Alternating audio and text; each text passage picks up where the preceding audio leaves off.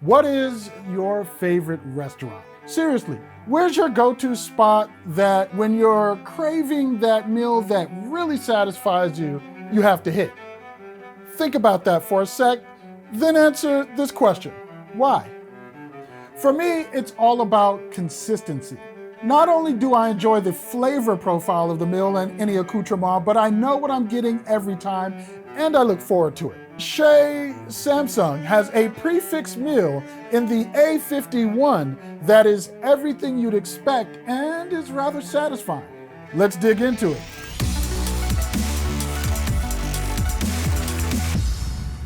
Hey, if these videos here have helped you, please hit that thumbs up, hit that subscribe, and get that notification so that anytime we upload new content, you'll know.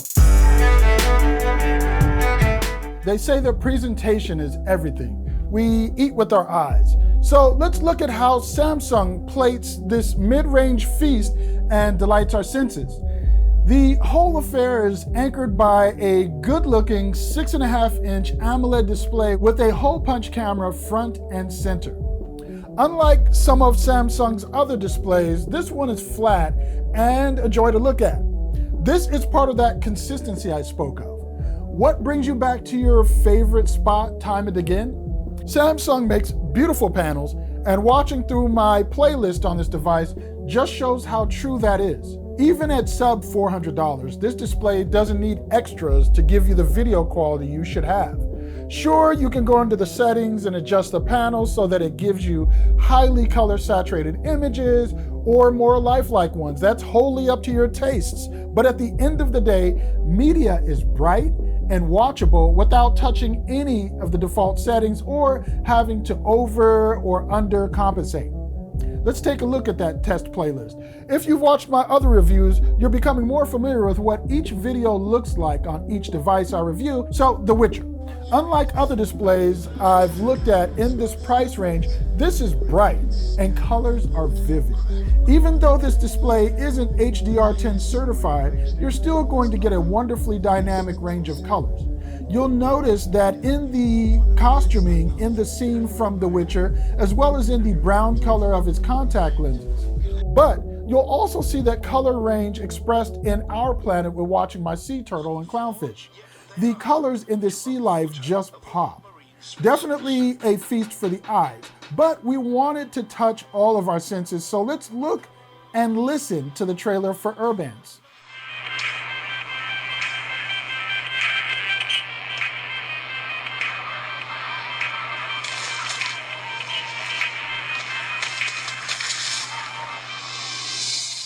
The difference between the quality of displays where this animation is concerned is how some displays present it with an almost 3D-like quality.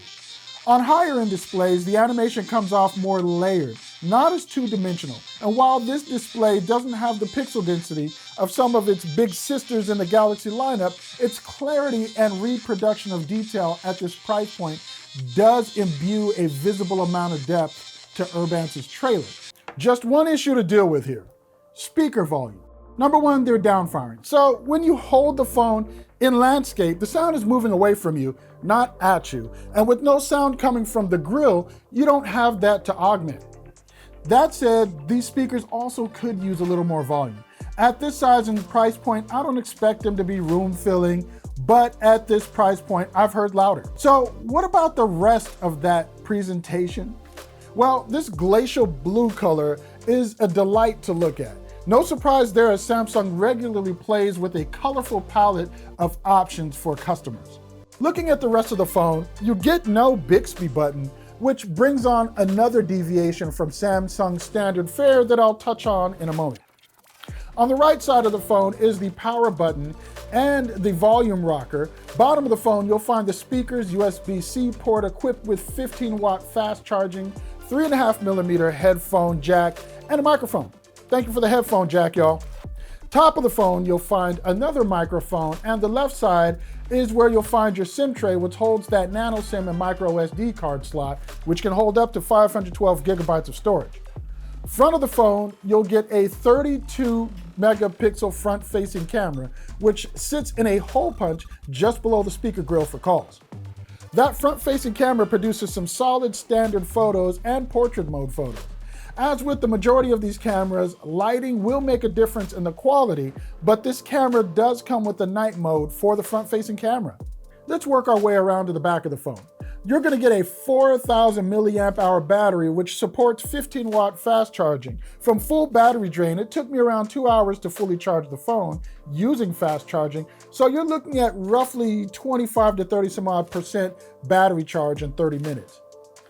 That said, with the benchmark test, I pushed the battery to 8.5 hours screen on time with 13% battery still left at 12 hours off the charger at that point. That's great. Also on the rear of the phone is the quad camera setup. You get a 5 megapixel depth camera, 48 megapixel standard camera, 12 megapixel ultra wide, and 5 megapixels for that macro camera. Now, here's the thing. We've generally said that phones with physical depth cameras make a difference in bokeh effects and the like, but so many phones are using artificial intelligence and machine learning, as well as other technology like pixel binning to create higher megapixel images and effects. That said, it seems to me that when you combine both software and hardware, and the software is solid, that you'll get the best of both worlds and a better product. Here are some pictures from the 48 megapixel shooter. As Samsung's cameras tend to do, the saturation is pronounced, but they've actually dialed that back in recent years, so the colors are truer to real life than they have been in the past. Details are pretty sharp, and the same holds true for the ultra wide.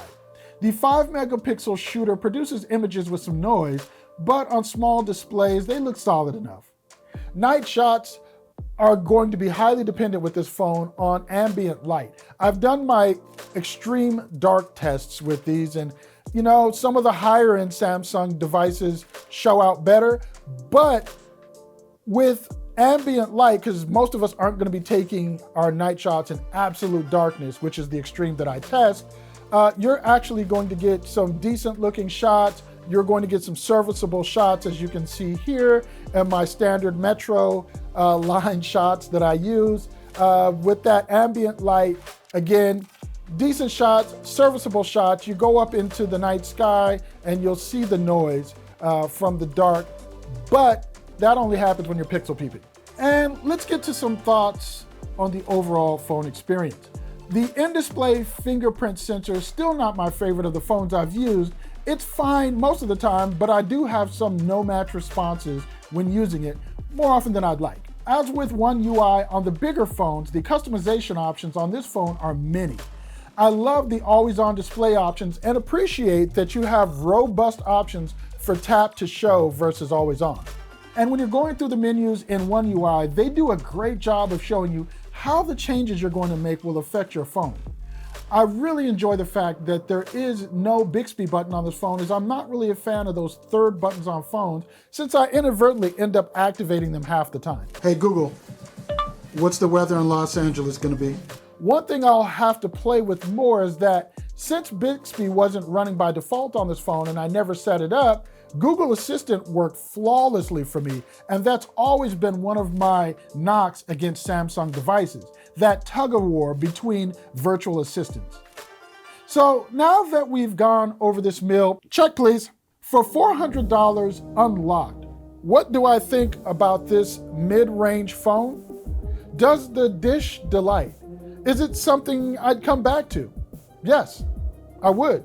But how does it stack up to other phones in this price point? And is it worth it compared to them? I'm gonna have a comparison between this and a few other handsets in this price range for you soon, and we'll see. So be on the lookout for my battle of the mid-rangers, and we'll see how Samsung's Galaxy A51 stacks up against the competition. If you have any questions that I didn't answer in this video, please leave them in the comments below. I'll get to them. As always, we don't take it for granted that you took your time with us to watch, and we look forward to checking you out on the next video. Thank you for watching.